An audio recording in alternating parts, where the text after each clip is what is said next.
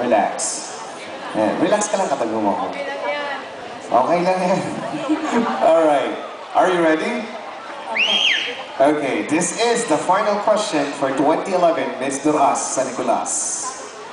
In your personal opinion, are you in favor of same-sex marriage? Why or why not? In your personal opinion, are you in favor of same-sex marriage? Why or why not?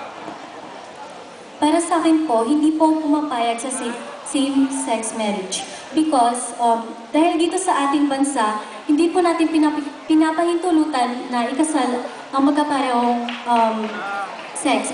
And then, sa ibang bansa, pinapayagan na po nila ang same-sex marriage. Pero dito po, hindi natin pinapayagan kasi ito po ay labag sa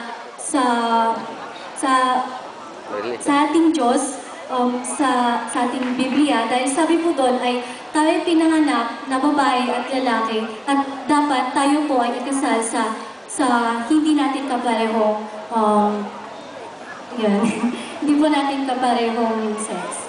Tapos dapat po mahalin natin kung ano yung binigay sa atin at dapat makontento po tayo, mahalin natin ang isa't isa.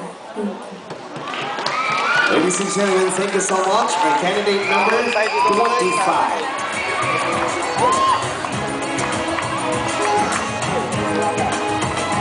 And of course, 2011 Mr. and Ms. Duras San Nicolas would like to thank the ABE